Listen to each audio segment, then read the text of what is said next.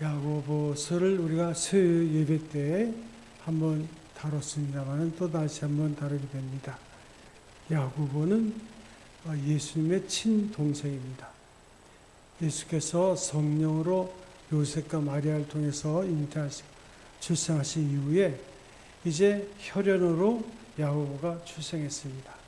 야고보는 처음에는 예수님을 미쳤다고 그랬습니다.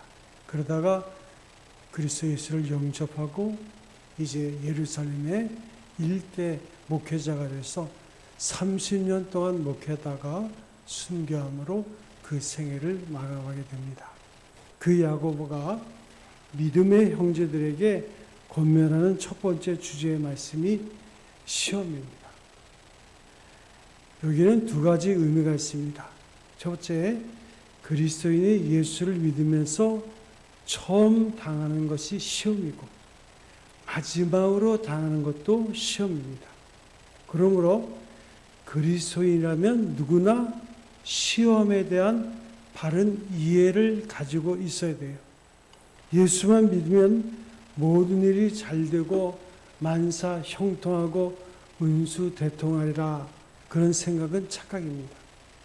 그런 생각을 하고 있다면 그는 예수 믿는 사람이 아닙니다. 예수 믿는 사람은 먼저 내가 당하는 모든 사건 속에서 시험에 대한 바른 이해를 가지고 있어야 됩니다. 그로부터 진정한 크리스찬이요 바른 신앙으로 성장할 수가 있는 것입니다. 예수 믿으면 아무런 어려움이 없을 것이라고 생각하는 것 대단한 잘못입니다. 시험은 당연히 있어야 돼요. 돈 달라면 돈 주시고, 건강 달라면 건강 주시고, 지혜 달라면 지혜 주시는 그런 하나님으로 착각하고 있다면 그건 아닙니다. 정력적인 인간은 그저 평안하기만을 바랍니다만은 평안해서는 안 돼요. 시험이 없기를 바라지 마세요. 시험이 없으면 안 됩니다. 반드시 있어야 돼요. 그러므로 시험에 대한 바른 신앙적 이해가 우선되어야 돼요. 시험은 그리스도인의 생애 필요 불가결한 것입니다. 또한 개인도 시험을 당하고 교회도 시험을 당합니다. 이를테면 교회가 큰 일을 하려고 하면 꼭 시험을 당합니다. 예배당을 짓는다든가 선교 사업을 펼치라고 한다든가 또 꼭 문제가 생겨나는 거예요. 심지어 어떤 교회는 부흥회를 크게 해서 교회가 부흥되기 시작하면서 시험을 당합니다. 더 말할 것 없이 예루살렘 교회가 성령 출범할 때 대단히 어려운 시험을 당했습니다. 이런 일들이 참으로 많은 거예요. 개인도 그렇습니다. 그래서 야고보는 첫 번째로 시험을 거론한 거예요. 너희가 여러 가지 시험을 만나거든. 여기서 여러 가지 시험이라는 것은 많은 숫자를 말하는 것이 아니라 시험의 분량을 말하는 것이 아니라 다양성을 말하고 있어요. 우리로서는 도저히 감당할 수 없을 만큼 겹치고 겹치는 많은 시험이 아닙니다. 여러 가지 시험이에요. 그래서 돈에 대한 시험, 이성에 대한 시험, 명예에 대한 시험, 자존심에 대한 시험, 병에 대한 시험, 이런 다양한 시험을 고루고루 다 당하는 것입니다. 우리가 온갖 종류의 시험을 만나면서 우리가 살아가는 거예요. 찬송 가운데 있는 것처럼 날마다 숨 쉬는 순간마다 내 앞에 어려운 일 보내. 나는 시험받지 않을 거라고 생각할 것이 아니라 신앙이 좋아질수록 시험이 없을 거라고 착각해서 안 돼요. 하물며 예수님께서도 시험당하셨어요. 어떤 사람은 기도를 많이 하면 시험당하지 않을 줄로 생각하지만 천만에요. 예수님은 40일 금식 기도하고 시험당하셨어요. 고작 몇 시간 기도하고 시험 없기를 바라지 마세요. 제가 청년 때 그 수목은 금식 기도에 가면 그때 살아있는 최자실 목사님이 그런 얘기를 했어요. 여러분 금식 끝난 다음에 보호식 잘 하세요. 그러면서 어떤 사람은 금식 끝나고 그렇게 짜장면이랑 치킨이 먹고 싶어가지고 치킨 먹다가 죽었던 그 사람 무덤이 저기 있다고 그런 얘기를 해요. 그러면서 이런 얘기를 해요. 어떤 사람이 금식 기도를 끝나고 그 마치 장마철인데 그 계곡에 막 물이 넘치는데 금식 기도하니까 막 힘이 넘치잖아요. 이게 능력이 나타나니까 내가 얼마든지 저 계곡물은 그냥 건너겠다. 그래 건너다가 죽었다는 그런 얘기도 있어요. 여러분 기도하는 중에도 시험이 있고 기도 끝에도 시험이 있습니다. 잘 믿으려 하면 할수록 더 큰 시험을 당합니다. 솔직히 말해서 신앙이 시원치 않은 사람은 시험을 당해도 아주 시시한 시험을 당하고 신앙이 높고 큰 사람은 끔찍한 시험을 당합니다. 나에게 닥친 시험이 너절하고 시시하거든 마귀도 나를 하찮게 보는구나 그렇게 생각할 것이고 시험이 크거든 마귀도 역시 나를 알아본다 그렇게 생각하면 됩니다. 예수님께서 40일이나 금식기도 하시고도 마귀에게 시험 당했다는 사실을 우리가 다시 한번 기억해야 될 것입니다. 사랑하는 성도 여러분, 여러 종류의 시험이 있어요. 이 사람에게는 이런 시험, 저 사람에게는 저런 시험이 다가옵니다. 우리는 여러 가지 시험을 당하고 있어요. 오늘 성경 본문에 보니까 너희가 여러 가지 시험을 만나거든 그렇게 표현하고 있습니다. 아주 쉽게 말하면 만일에 너희가 시험을 만나게 된다면 어떻게 하라 했습니까? 시험을 당할 때마다 기쁘게 여기라. 따라하겠습니다. 시험을 당할 때마다 기쁘게 여기라. 온전히 기쁘게 여기라 그랬어요. 그러면 시험이 뭐길래 온전히 기쁘게 여기라 했습니까? 엄격히 구별하면 오늘 나오는 시험은 시험이라기보다는 시련이라는 편이 더 나을 것 같습니다.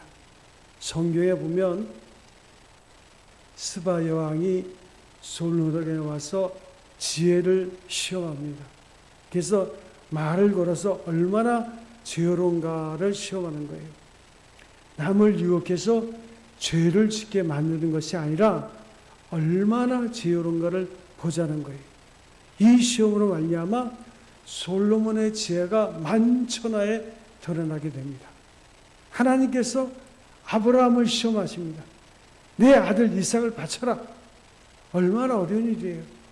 하나의 시련이에요. 마침내 모리아 산에서 이삭을 제물로 바치는 순간 하나님께서 그에게 엄청난 복을 내리세요. 이러한 경우의 시험은 좋은 목적으로 하는 것이기에 시험이라고 하기보다는 시련이라고 하는 것이 좋을 듯합니다.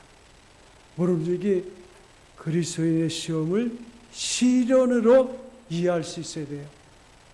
시험과 시련을 둘로 나눠 비교해 보면 시련은 주로 외적인 것으로 오고 시험은 내적인 것으로 옵니다. 시련의 목적은 선한 거예요. 결과도 선합니다. 그런데 시험은 유혹해서 타락시키는 거예요. 목적이 나빠요. 또한 시련은 그것으로 인하여 믿음을 성장케 하고 시험은 상대방을 유혹해서 범죄케 합니다. 시련은 하나님이 허용하시는 것인 반면 시험은 하나님께로부터 오는 것이 아니에요. 시련을 당하면 우리가 끝까지 참고 견디지만 그러나 죄를 짓게 하는 시험을 당한다면 단호하게 물리쳐야 됩니다. 시험을 참고 있어서는 안 돼요. 거부하고 그로부터 도망쳐야 됩니다. 시험을 견뎌보겠다고 버티고 앉아있는 것은 잘못이에요. 그러면 우리가 한번 정리해보면 우리가 시험을 시련으로 생각하고 시련을 축복으로 받아들여야 되는데 축복을 다시 사명으로 확대할 줄 알아야 돼요. 이것이 바로 그리스도인이 지닐 생활 철학입니다. 갖가지 시험이 있어요. 그러나 그리스도의 믿음으로 보면 시련입니다. 시련은 우리를 더욱더 복되고 강하게 하기 위해서 있는 거예요. 시련은 저주가 아니라 복이에요. 나아가 모든 축복은 나만 잔살나고 주어진 것이 아니라 모든 축복에는 사명이 주어져 있음을 깊이 명심할 겁니다. 여러분, 성경에 보면 많은 사명자의 이름이 나와요. 뭐 다윗이라든가 모세라든가 사도 바울이든가. 그들의 특징이 뭘까요? 엄청난 시련을 그들이 겪습니다. 욥을 보세요. 엄청난 시련을 겪어요. 그러나 그 시련을 이김으로 그들이 사명의 길을 걷게 되는 거예요. 그래서 시험을 당하거든 기쁘게 여기라. 바로 그 때문입니다. 믿음으로 기쁘게 여겨야 그 이유는 간단해요. 원인이 하나님께로부터 왔기 때문이에요. 하나님께서 나를 단단케 하시는, 연단시키는 과정이에요. 나를 죽으러 하는 것이 아니라 나를 괴롭히는 것이 아니에요. 나를 범죄케 하려 하심이 아닌 거예요. 하나님께서 아브라함에게 내 아들 이삭을 내게 바치라 하셨을 때 하나님께서 과연 아브라함으로 하여금 손해보게 하려고 그랬을까요? 고향을 떠나라 하실 때도 그렇습니까? 아브라함을 고생시키려고 그러셨습니까? 아브라함이 고생을 하기는 좀 했지만 하나님께서 아브라함을 그대로 버려두시지 않았어요. 그 근원이 하나님께 있어요. 사랑하시는 하나님께서 하시는 일이에요. 무릇 시련을 믿음으로 받아들일 때 우리는 기뻐할 수 있어요. 하나님께서 나를 사랑하시는 증거이기 때문에 기뻐할 수밖에 없어요.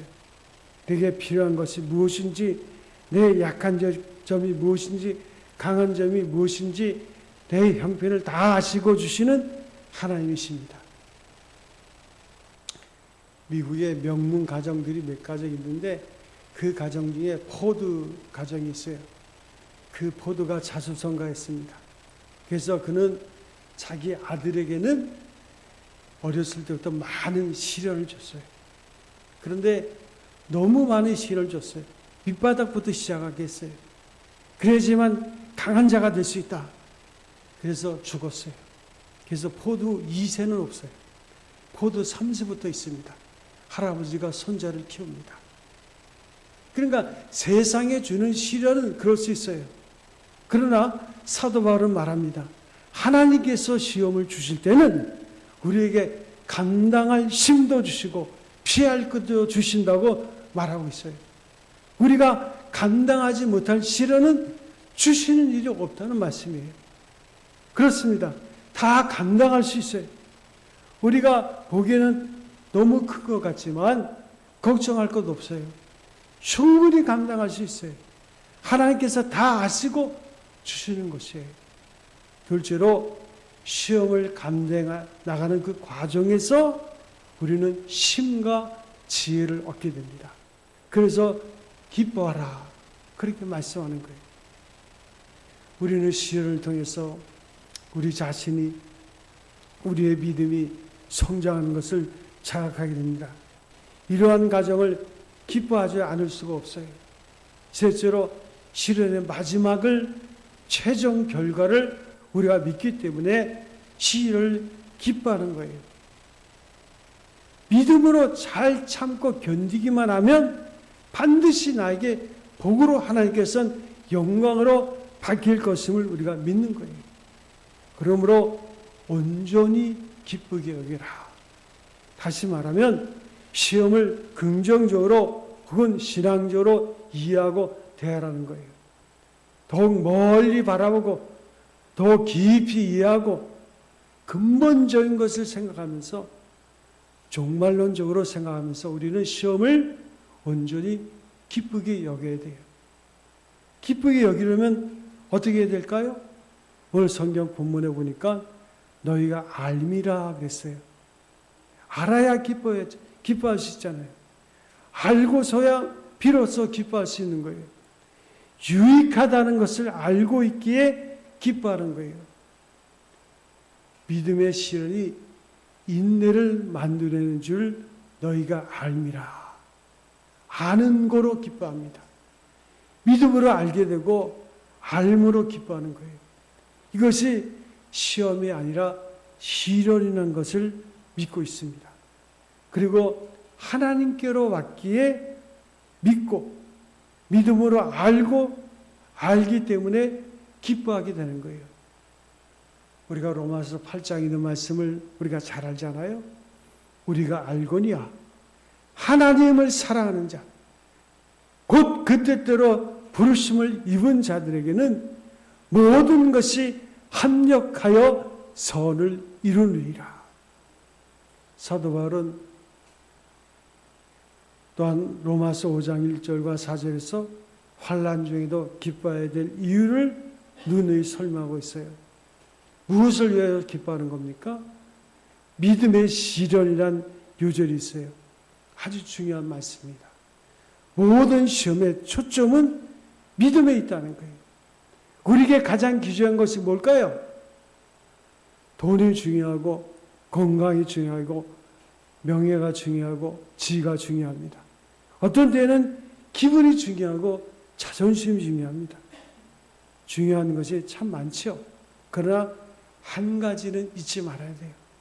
마지막에 가서 내놓을 수 있는 것은 믿음뿐이라는 것. 이것만은 잊지 말아야 돼요. 물론 의도 중요하고 선행도 중요하지만 그것은 궁극적인 것이 아닙니다. 믿음이 있어야 의롭다함을 얻고 죄사함을 받고 믿음이 있어야 사함을 받고 믿음이 있어야 하나님의 뜻을 이룰 수가 있고 한마디로 믿음이 있어야 천국 가는 거예요. 알고 보면 믿음만큼 중요한 것이 없어요. 금보다 귀한 믿음이요 모든 것 중에서 가장 귀한 보화가 믿음입니다. 하나님께서 여러분에게 덜 중요한 것을 가져가시고 더 중요한 것을 주시려고 한다면 어떻게 하시겠습니까? 예를 들면 여러분 건강과 돈을 놓고 보세요. 돈이 아무리 귀해도 건강만은 못합니다.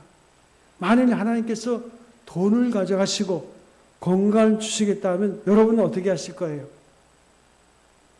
대답이나 한번 해보세요. 돈을 달라고 할 거예요? 건강을 달라고 할 거예요? 예. 돈 달라고 할 사람 한 사람 있어요. 한 사람도 없나 보다.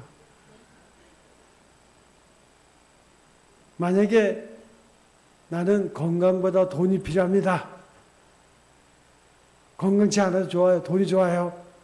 그러나 미련한 사람이죠. 그럴 수는 없어요. 그래서 어떤 사람이 강도를 만났는데 강도가 총을 겨누고 돈을 내놓으러 갑니다. 그래서 그 사람이 놀라서 두 손을 번쩍 들었어요. 수중에 많은 돈이 그에게 있었어요. 강도가 몽땅 내놓으라고 협박을 합니다. 그래서 제가 그럴 때 그 사람 강도 만나 이 사람 잠깐만 기다리라고 그러더니 돈을 모두 보자기에 싸가지고 허리에 두릅니다. 그리고 눈을 감더니 강도 보고 하는 말이 자 쏠 테면 쏴봐. 돈을 내놓을 바에야 차라리 가지고 죽겠다. 그런 배짱이에요. 다 내주고도 보존하는 것이 목숨이 아닙니까? 얼마나 미련해요. 그러나 여러분 이런 미련한 사람이 있는 거예요. 무엇에 더 중점을 두냐는 가치관이 중요한 거예요. 하나님께서는 우리에게 믿음이 가장 중요한 것을 아십니다. 하나님은 믿음을 우리가 가지게 하시고 믿음을 순수하게 하시고 믿음을 강하게 하시고 믿음을 곱상하게 하시고 우리의 모든 것을 믿음으로 알고 보고 생각하고 행하게 되기를 바라시는 거예요. 이렇게 해서 무슨 일이라도 불사하시는 거예요. 너는 믿음을 갖기 위해서 당분간 병원 치료제 좀 줘야 되겠다. 너는 믿음을 좀 더 순수하게 하기 위해서 사업이 망해야 되겠다. 몸에서 병들어야 되겠다. 사업이 망했다느냐며 야단법석이에요. 하지만 하나님께서는 싸구려를 가져가시고 귀하고 값진 것을 우리에게 주시는 거예요. 저희 노회장님이 있어요. 목사님이죠, 물론. 그 보니까 지난주에 노회 만났는데 얼굴이 많이 상했더라고요. 그 왜 그러냐 했더니, 아유, 목사님, 간 수치가 높아가지고, 지금 얼굴이 이렇게 됐다고. 아니, 그러면 큰 병원에 한번 가보지. 아유, 뭐, 큰 병원이나 뭐나, 뭐 똑같죠, 뭐. 아니, 왜 갑자기 간이 특별히 뭐 피가 있는 그런 거 아닌데, 간이 그렇게 나쁘다고. 근데 그 다음에 진경 노회장 모임 할 때 또 그 노회장 목사님 왔어요. 보니까 얼굴이 환해졌어요. 그러니까 큰 병원에 가보니까 간이 문제가 아니라 다른 데 뭐가 막혀가지고 담석이 있는데 그게 간수치를 올렸다는 거예요. 그래서 그걸 보니까 완전히 얼굴 빛도 확 달라졌어요. 그래서 제가 그랬어요. 내가 몸이 좀 아프다 가면 사람이 겸손해지는 거야. 그때 깔깔 웃더라고요. 그러니까 하나님 좀 겸손해지라고 병을 주시는 거야. 목사니까 통할 수 있는 말이죠. 모든 시련의 초점은 믿음이에요. 그래서 믿음의 시련이 나왔습니다.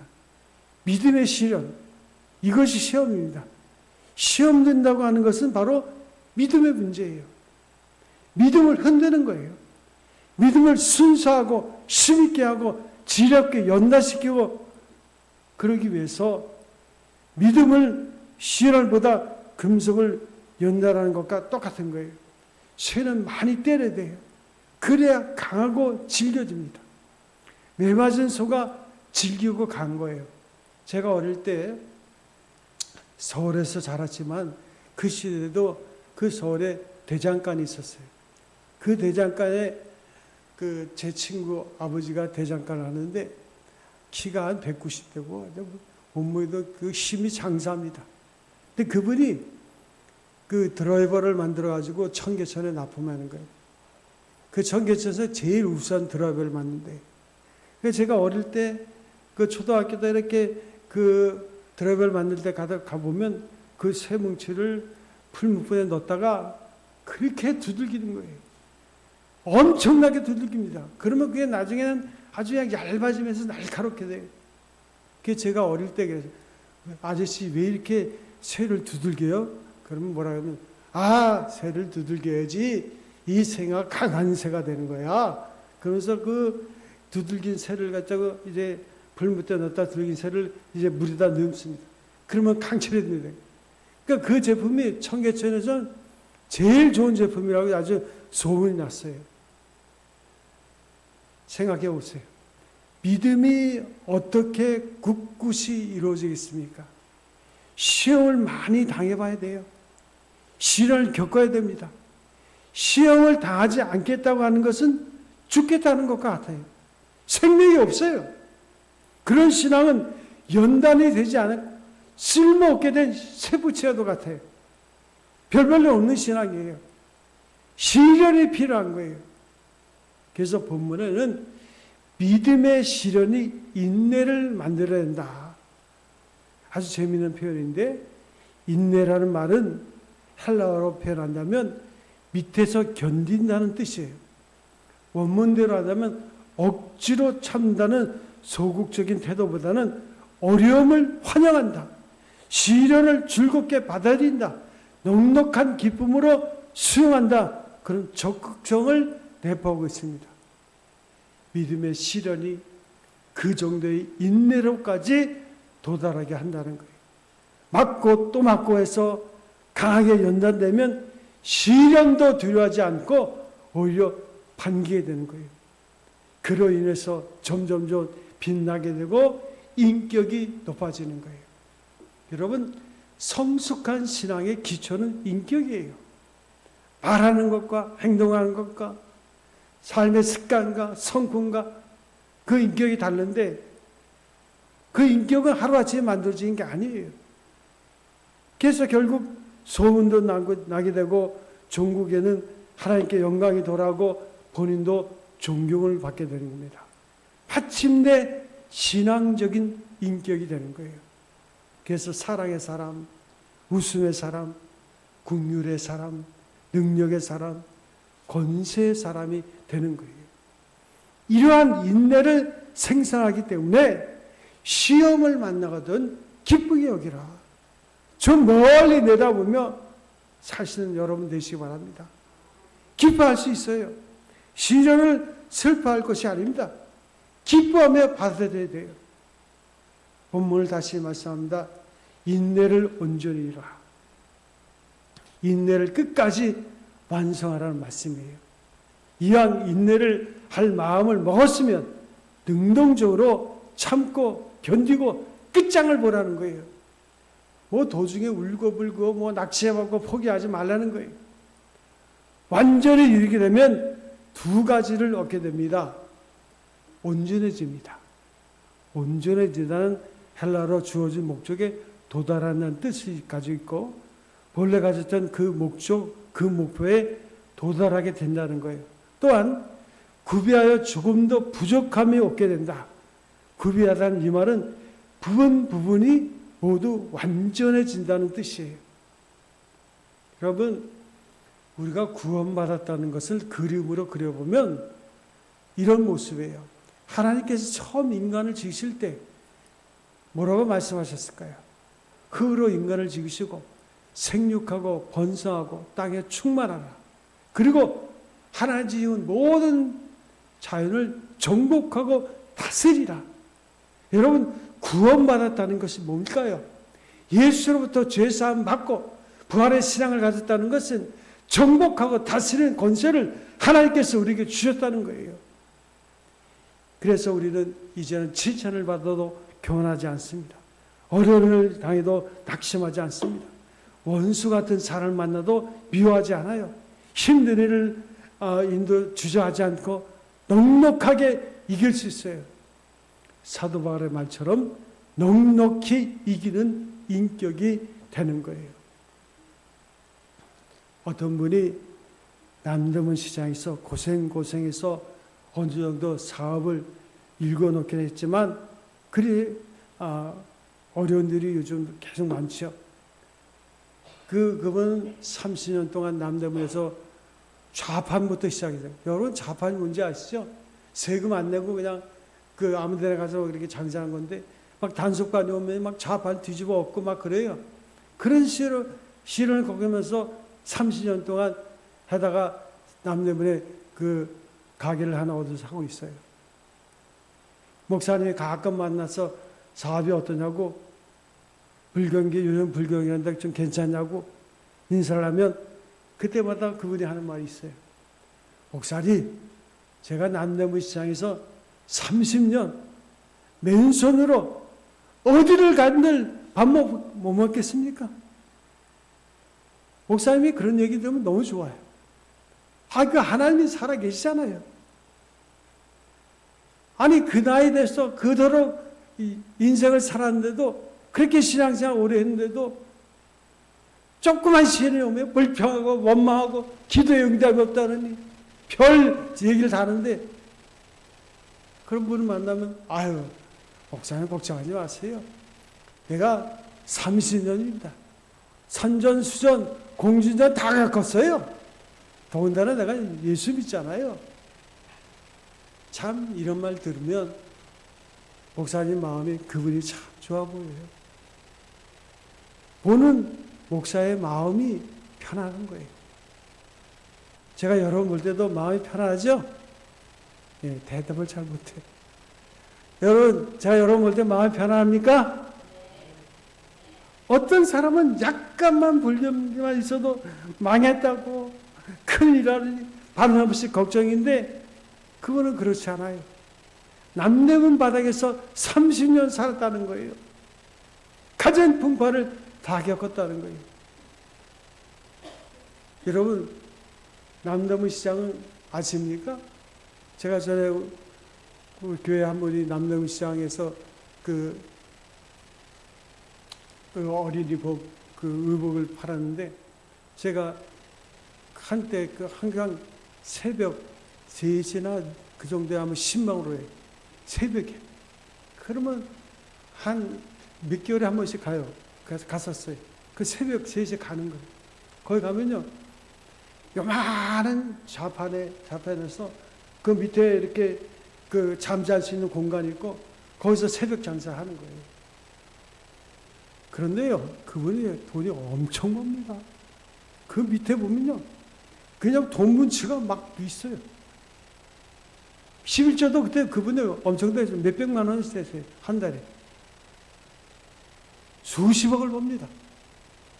그렇지만 그분이 그렇게 그 열악한 환경 속에서 견디면서 그래 제가 남대문에 평화시장에서 뭐 오랫동안 장사한다 하면 그분들이 믿음의 생활을 한다 그러면 달라요. 확실히 달라요. 얼굴이 다르고 말하는 게 다르고 생각하는 게 달라요. 구비하여 조금도 부족함이 없는 거예요. 신앙적으로 넉넉한 거예요. 그까지 정도나 문의도 안 돼요. 이러한 인격이 되어야 되는 거예요. 이것이 시험을 통하여 주시는 축복입니다. 시험이 없이는 이렇게 될 수가 없어요. 사랑하는 성도들, 오늘 성경은 우리에게 너희가 시험을 만나거든 온전히 기쁘게 여기라. 따라하겠습니다. 시험을 만나거든 온전히 기쁘게 여기라.